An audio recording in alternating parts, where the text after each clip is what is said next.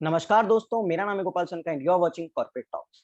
Friends, आज की इस वीडियो में हम लोग दो बहुत इंपॉर्टेंट जीएसटी के हाई कोर्ट जजमेंट डिस्कस करने वाले हैं, जो कि मद्रास हाई कोर्ट ने रूलिंग दी है उसके बारे में। दोनों ही मद्रास हाई कोर्ट के हैं।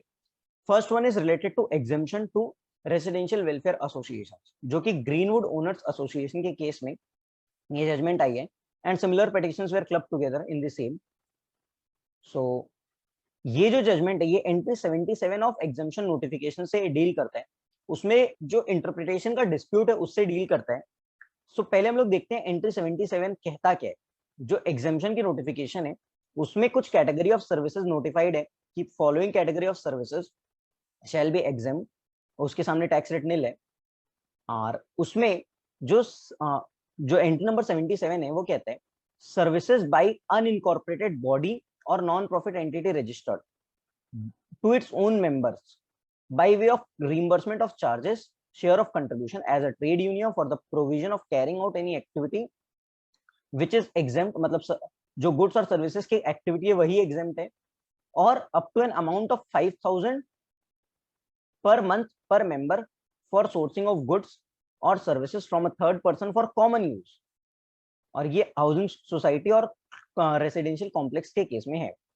तो इसको थोड़ा सा एक बार एक छोटे से एग्जांपल के साथ में समझते हैं, then we will see dispute क्या है। So say there is a society,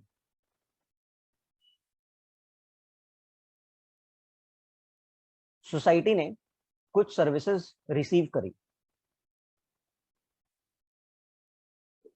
से यूटिलिटीज लाइक इलेक्ट्रिसिटी वगैरह, वाटर चार्जेस, इलेक्ट्रिसिटी क्लीनिंग वगैरह, उसने सर्विसेज ली फॉर कॉमन यूज।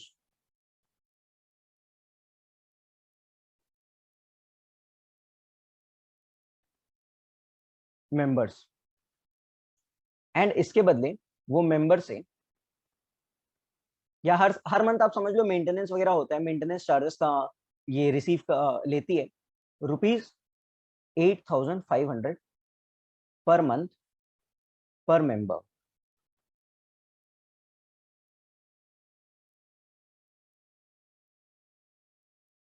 तो जो सोसाइटी है, सोसाइटी कॉमन सर्विसेज लेती है एंड मेंबर्स को देती है, और मेंबर से उसके बदले में एक fix amount of maintenance charges ले रही है, ₹8,000 पर मंथ पर मेंबर।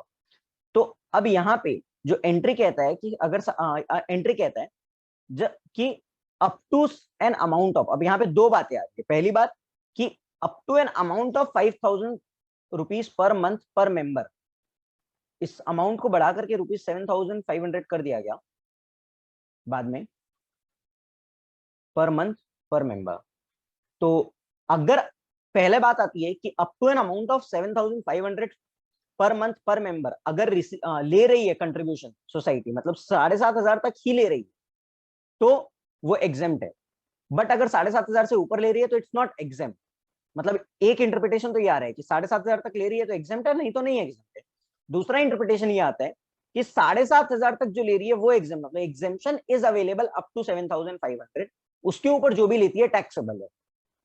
तो अगर ये दो इंटरप्रिटेशन हम लोग बैठाते हैं तो यहाँ पे हम लोग की फिर यहाँ पे क्वेरी आती है, क्वेश्चन आता है वेदर, जब 8,500 ले रही है सोसाइटी, तो वेदर ₹8,500 बी टैक्सेबल।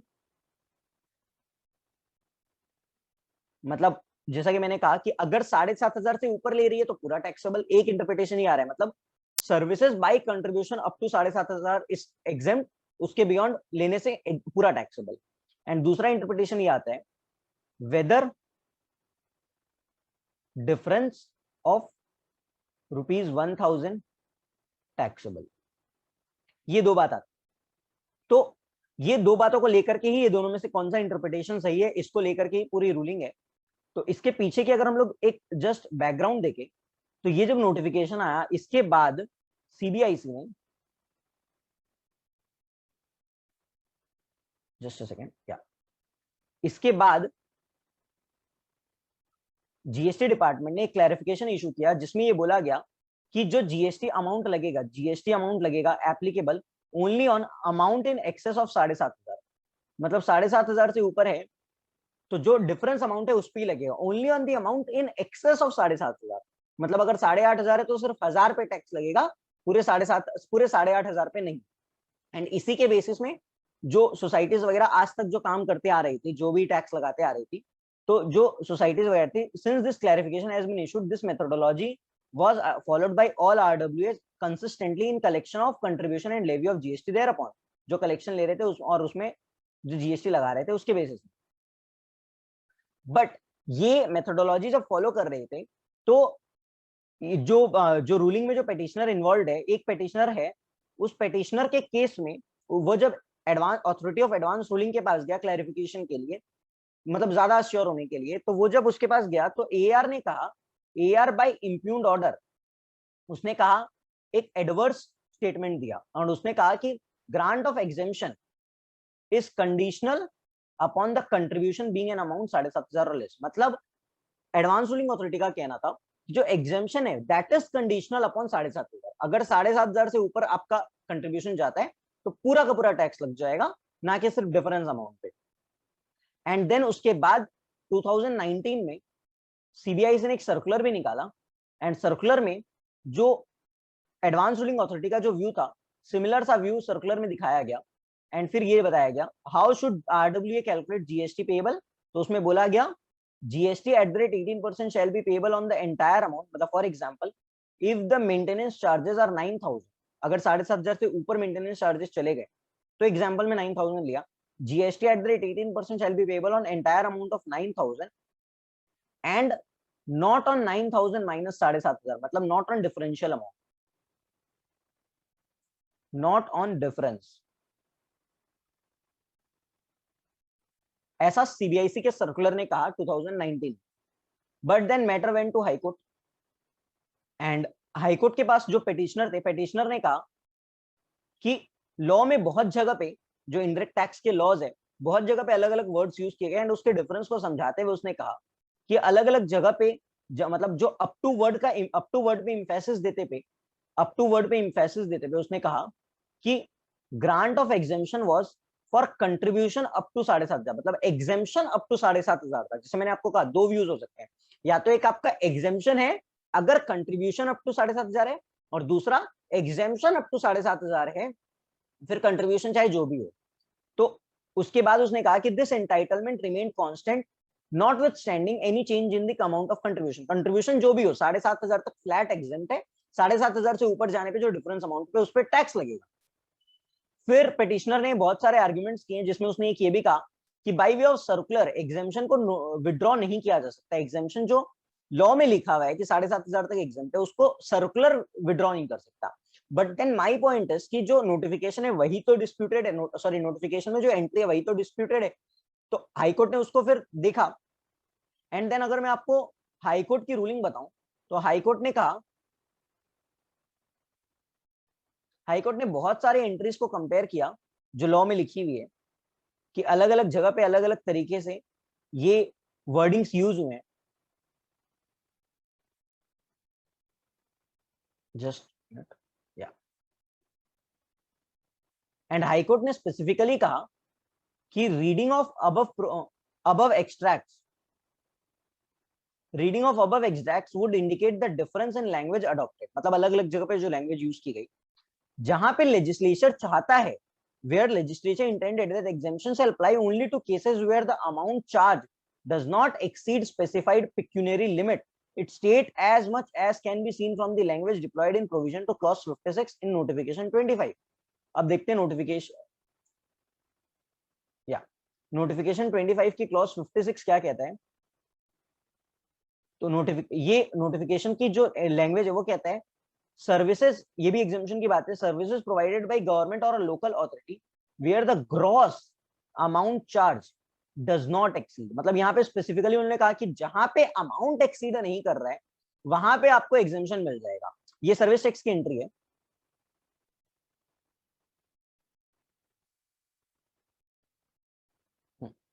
तो यहाँ पे बहुत सारी एग्जेम्पशन नोटिफिकेशन को डिस्कस किया, और फिर वहां पे हाईकोर्ट ने ये कहा कि जहां पे गवर्नमेंट की इंटेंशन वो एक लिमिट लगाने की कि अगर उस लिमिट से एक्सीड हो जाता है तो पूरे पे टैक्स लगेगा, वहां पे उनकी लैंग्वेज देखने से ही समझ में आ रही है कि वो लोग ऐसा कहना चाह रहे हैं where the amount does not exceed a specified limit. But see यहाँ पे where it stated the exemption shall apply only where the gross amount charge for the such service does not exceed 5,000 in a financial year.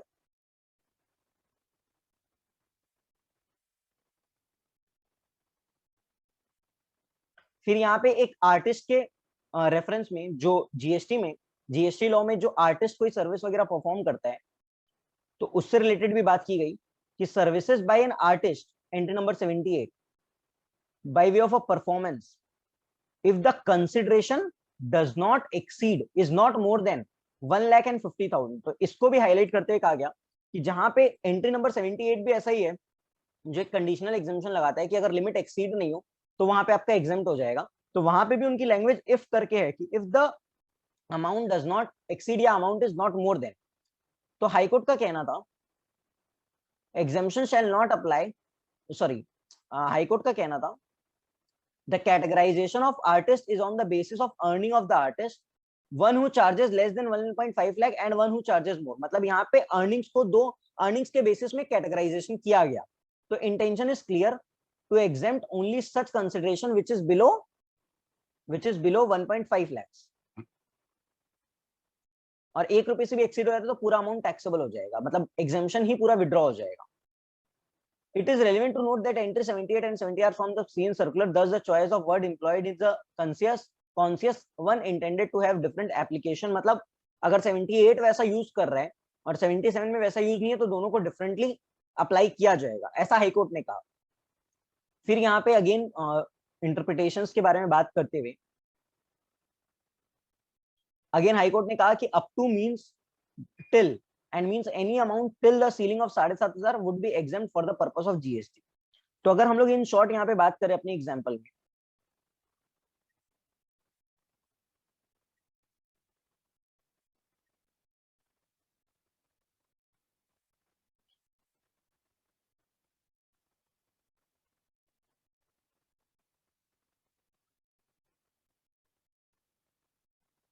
अगर हम अपने example में बात करें जो 7,500 वाला 8,500 वाला एग्जांपल है, तो as per the high court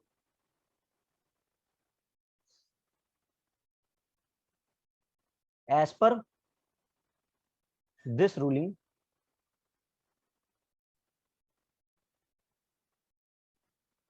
entire 8,500 not taxable. मतलब पूरे 8,500 पे टैक्स नहीं लगेगा, only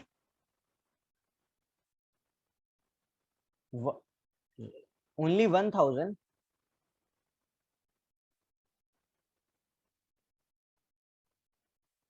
taxable, that is ₹7,500 slab exempt. मतलब as a slab exemption 7,500 exempt हो जाएगा एज पर दिस रूलिंग। अब हम लोग आते हैं हमारे व्यू के ऊपर। हाईकोर्ट ने तो कहा कि नहीं, आपका जो 7,500 तक है वो आपका एग्जेम्प्ट हो जाएगा बिकॉज एंट्री कहती है up to an amount of 5,000 या 7,500 एग्जेम्प्ट हो जाएगा। बट यहाँ पे अगर अब हम लोग पढ़ते हैं एक बार वापस से रूलिंग को, वापस से एंट्री को पढ़ते हैं नोटिफिकेशन की। आप लोगों के लिए मैं वापस से इसको एक बार रीड करता हूं and then we will see what does the entry says. See यहाँ पे एंट्री एग्जेम्पशन किसको देते हैं? Exemption is for service. Service को एग्जेम्पशन है किसके द्वारा? By unincorporated body. कौन सी सर्विस को? By way of contribution, by way of contribution और reimbursement of charges, share of contribution और reimbursement of charges up to an amount of 5,000 rupees per month per member. Got it? Now आप समझो मैं कहना क्या चाह रहा हूं। व्हाट आई वांट टू से इज एंट्री कहती है एग्जेम्पशन किसको है? Exemption is given for services bye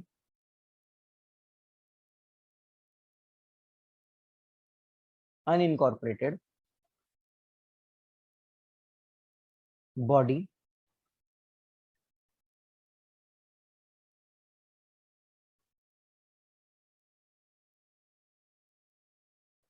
to its own members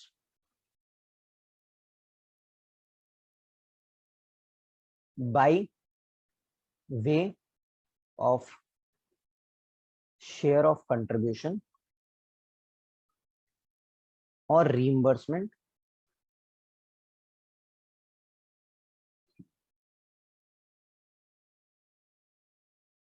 up to rupees 7,500 per month per member। अब मैं आप लोगों के लिए एंट्री को जस्ट यहाँ पे लिख दिया हूं, आप एक बार वापस से इसको रीड करो।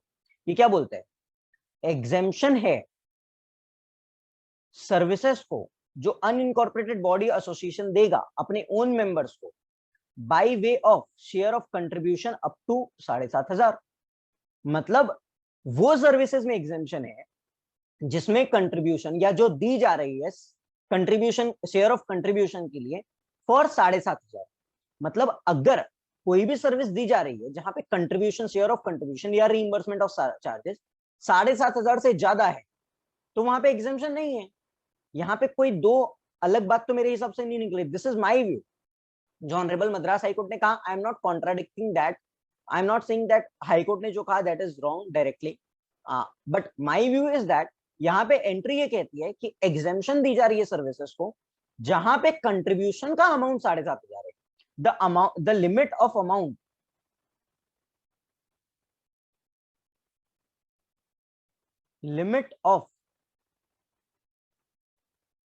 amount is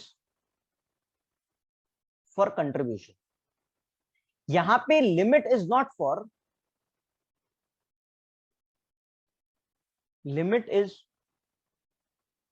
not for exemption। अगर यहां पे लैंग्वेज ऐसी यूज हो थी, had there been language like exemption is up to rupees 7,500 or say services by contribution, by way of contribution is exempt up to rupees 7,500 per month per member। अगर exemption के बाद up to लिखा होता then I would agree, नहीं यहाँ पे exemption 7,500 तक available है as a slab basis, but यहाँ पे ऐसी कुछ लैंग्वेज लिखी हुई नहीं है। सो इन माय व्यू कि यहाँ पे जो अमाउंट की लिमिट है that is for contribution, contribution की लिमिट 7,500 के अंदर होनी चाहिए for getting the exemption benefit. Where the contribution exceed 7,500 exemption is not there. That is particularly my view. And further अगर हम लोग इस बात को सब्सटेंशिएट करने के लिए हम लोग देखें तो नोटिफिकेशन नंबर 14 2018 उसमें सिमिलर सी एक एंट्री नंबर 77A, यहाँ पे बोला गया अनइनकॉर्पोरेट बॉडी और नॉन प्रॉफिट एंटिटी रजिस्टर्ड अगर वो सर्विसेज देता है to its own members against consideration in the form of membership fee up to amount of 1,000 rupees. यहाँ पे भी इन्होंने वर्ड यूज अप टू किया, तो जैसे कि हाईकोर्ट का कहना था कि अगर अप टू वर्ड यूज किया है यहाँ पे हम लोग इसको फ्लैट एग्जेम्पशन लेंगे, यहाँ पे हम लोग इसको ऐसा नहीं कंसिडर करेंगे if it does not exceed, वैसा कंसिडर नहीं करेंगे। तो फिर इस एंट्री का क्या रिलेवेंस है, हाउ टू इंटरप्रेट, क्योंकि यहाँ पे तो ये कह रहा है against consideration in the form up to amount of 1,000 rupees. तो यहाँ पे भी मेरे को तो यही इंटरप्रिटेशन आ रही है कि जहाँ पे कंट्रीब्यूशन अप टू 1,000 रुपीज है दैट इज एग्जेम्प्ट, बट अगर 1,000 से अगेंस्ट 1,000 से above consideration that is not exempt. Similar से एंट्री नंबर 9D, यहाँ पे भी अगर services by an old age home run by central government, state government etcetera against consideration up to 25,000 rupees per month per member है तो that is exempt. But अगर consideration is more than मतलब not up to 25,000 तो it is not exempt. तो up to word does not define in my view यहाँ पे कि ये किस बेसिस में मतलब एग्जेम्प्ट होगा, फ्लैट एग्जेम्पशन या फिर मतलब फ्लैट एग्जेम्पशन या फिर conditional exemption. In my view it is to be read as if it is the limit for contribution. Again जैसे मैंने आपको यहाँ पे लिख के बताया ना, आप एक बार इसको वैसे समझने की कोशिश करोगे तो you will understand what I want to say. Law entry यहाँ पे ये कहती है exemption is given for services by unincorporated body to its own members by way of share of contribution और रीइंबर्समेंट अप टू 7,500। एग्जाम्शन 7,500 के लिए नहीं है, शेयर ऑफ कंट्रीब्यूशन और रीइंबर्समेंट अगर 7,500 तक है तब एग्जाम्शन है, ऐसा एंट्री कर। That's my view. सो ये थी एक वीडियो की डिस्कशन, एक केस लॉ की डिस्कशन। सेकंड केस लॉ पे अगर हम लोग आते हैं तो second case is about reversal of ITC in case of goods lost in manufacturing process. यहां पे दो चीजें देखो, सी सबसे पहली चीज इसके पीछे का मैं आपको बैकग्राउंड बताऊं। Section 17(5) clause H, section 17(5) clause H ये बोलता है, जो ब्लॉक क्रेडिट के बारे में बात करता है, section 17(5) we all know block credit, block credit ये बोलता है, और जो क्लॉज एच वाली एंट्री है ये बोलता है कि आईटीसी नहीं मिलेगा उस गुड्स के रिस्पेक्ट में which is lost, stolen, destroyed और disposed of by way of gift और फ्री सैंपल। बाकी चीज हम लोग के लिए उतना रेलेवेंट नहीं है इस केस लॉ में, बट यहाँ पे goods lost is the important thing. मतलब कोई गुड्स अगर आपका लॉस हो गया, आपने कोई इनपुट लिया जिसपे आपने आईटीसी क्लेम किया बट वो लॉस हो गया, मतलब लॉस्ट हो गया, इफ इट इज लॉस्ट तो उस पर आपको आईटीसी नहीं मिलेगा, मतलब उसका आईटीसी आपको रिवर्स करना पड़ जाएगा as per section 17(5) clause H. अब यहाँ पे बात आती है कि एक लॉस दो तरीके से हो सकता है। एक हुआ case 1,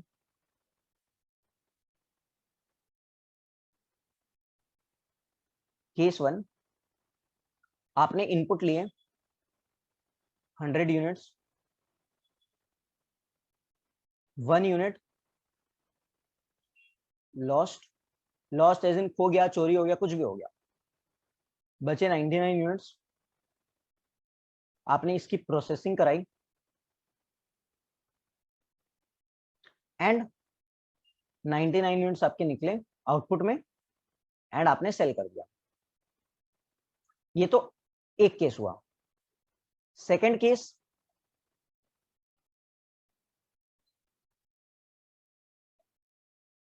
hundred units input, processed, manufacturing process, output निकला 99 यूनिट्स। ये कैसे हुआ? 1 यूनिट आपका 1 यूनिट मैन्युफैक्चरिंग प्रोसेस में लॉस हो गया। तो आपका जो 1 यूनिट मैन्युफैक्चरिंग प्रोसेस में लॉस हो गया, अब ये दो केस है। फर्स्ट केस में आपका डायरेक्ट एकदम पूरा गुड्स लॉस हो गया ना, आप अपने उसको मैन्युफैक्चरिंग प्रोसेस में डाला ही, तो एज पर सेक्शन 17(5) उसमें आपका आईटीसी रिवर्स करना पड़ेगा। बट जो पर्टिकुलर केस हम डिस्कस करने वाले हैं वो बात करता है कि अगर मेरा एक जो यूनिट मेरा मैन्युफैक्चरिंग प्रोसेस में लॉस हो गया एंड मैन्युफैक्चरिंग वो इसका लॉस होना, it is not, it is a normal loss. मतलब ये कोई नई बात नहीं है, ये मेरे लिए होना बनता है, इसके बिना मेरा मैन्युफैक्चरिंग प्रोसेस कंप्लीट नहीं हो पाएगा। It is a normal loss. तो उस केस में क्या मेरे को आईटीसी रिवर्स करना पड़ेगा उस एक यूनिट के रेस्पेक्ट में? तो द पर्टिकुलर केस आपके रेफरेंस के लिए,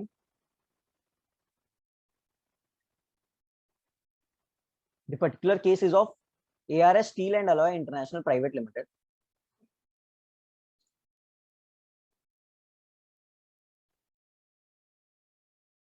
तो केस पहुंचा हाईकोर्ट तक।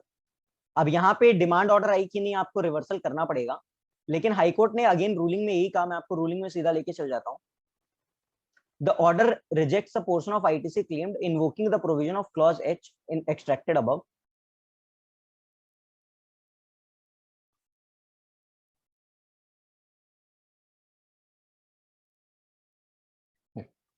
बेंच ने नोटिस किया, noticing at paragraph 13, some amount of consumption of input was inevitable to the manufacturing process, held that Senate credit should be granted on the original amount used, notwithstanding that the entire amount of input would not figure in the finished product. मतलब आपने 100 डाला input में, लेकिन आपका output निकल रहा है 99, जो 1 यूनिट लॉस है इनएविटेबल, इट इज इनएविटेबल, मतलब भले ही आपका आउटपुट में नहीं आ रहा हो लेकिन ये प्रोसेस का पार्ट है, इट इज इनहेरेंट कि आपको वो लॉस होगा ही होगा। तो इन दैट केस आईटीसी आपको पूरे 100 पे मिलना चाहिए। That was the ruling of Madras high court. तो इन शॉर्ट तो रूलिंग यही थी, बट इसके पीछे मैं आपको एक और चीज बताना चाहता हूं which is not covered in this ruling, which is not covered in this ruling I would say, but ये मैं आपको एक एक्स्ट्रा बता रहा हूं, something extra. There is a legal principle maxim lex non cogit ad इम्पॉसिबलिया।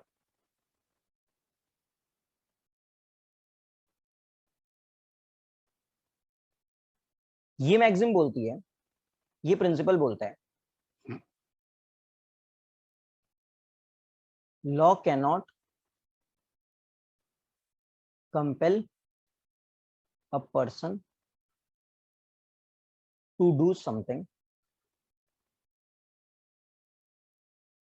Impossible.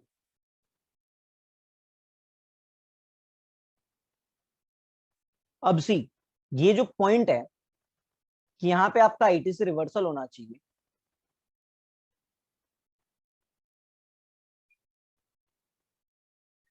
ये जो है कि गुड लॉस अगर आपके हो गए तो आपका आईटीसी रिवर्सल होना चाहिए, इसके पीछे का सिंपल सा इंटेंशन है, ये आपके आउटपुट का पार्ट नहीं बना, आपने आउटपुट पे टैक्स नहीं दिया, मतलब इस पोर्शन के आउटपुट पे टैक्स नहीं दिया, तो आपको इसका आईटीसी नहीं मिलना चाहिए। बट ये जो लीगल मैक्सिम मैंने आपको बताया, ये मैक्सिम बोलता है कि लॉ आपको किसी चीज के लिए फोर्स नहीं कर सकता जो चीज अदरवाइज इम्पॉसिबल है। मींस आपका 100 यूनिट इनपुट में जा रहे हैं लेकिन 99 आउटपुट आ रहा है, क्या ये आप कंट्रोल कर सकते हो जो 1 यूनिट लॉस हुआ? It is not in your hand, it is uncontrollable, it is inherent nature of the manufacturing process that वहां पे आपका 1 यूनिट लॉस हो जाता है। तो उसमें आपको लॉ कंपेल नहीं कर सकता कि नहीं आप उसको उसका उसको लॉस उसका लॉस मतलब उसको लूज करने से आप रोको, मतलब law can not prevent, law can not compel you to prevent that loss due to manufacturing process, that is inherent nature of the manufacturing process. Process ही वैसा है जिसमें आपका वो मतलब लॉस होना मस्ट है, तो आपको लॉ उसके लिए कंपेल नहीं कर सकता। So in that on that basis also you can say कि नहीं आपका यहाँ पे मैन्युफैक्चरिंग प्रोसेस में जो आपका लॉस हो रहा है, जो नॉर्मल लॉस है उसका आपको रिवर्सल नहीं करना, उसके रिस्पेक्ट में आईटीसी का रिवर्सल नहीं होना चाहिए, because it's not directly in your output. But अगर वो आपका लॉस नहीं होगा मैन्युफैक्चरिंग प्रोसेस में तो आपका बाकी जो 99 यूनिट्स ऑफ आउटपुट निकल रहा है वो भी नहीं निकलेगा। That's the simple logic that I wanted to share, कि ये एक प्रिंसिपल भी आप लगा सकते हो। And the same principle was, अगर मैं आपको प्री जीएसटी एरा की बताऊं,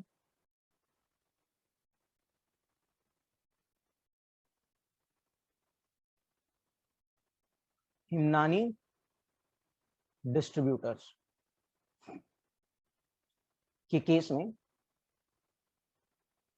गुजरात बेंच, मतलब गुजरात हाईकोर्ट का था जजमेंट, तो आप उसको भी फॉलो कर सकते हो ये प्रिंसिपल को थोड़े डिटेल में समझने के लिए। गुजरात हाईकोर्ट की जजमेंट थी, आप इसको भी फॉलो कर सकते हो डिटेल में समझने के लिए। सो गाइज, ये थी आज की दो वीडियोस, दो टॉपिक्स जिसके ऊपर मुझे डिस्कस करना था। आई होप आपको ये वीडियो पसंद आई हो, एंड अगर आपको ये वीडियो पसंद आई तो do share with all your friends and stay connected. We will bring more such videos. Do subscribe to our channel. We will be sharing regular content, whether in respect of case laws, advanced ruling, discussion on critical issues, taxability of different kind of transaction under GST. So आज की video को यहीं पे and करते हैं। Thank you guys for watching. Keep learning. Stay updated. Thank you.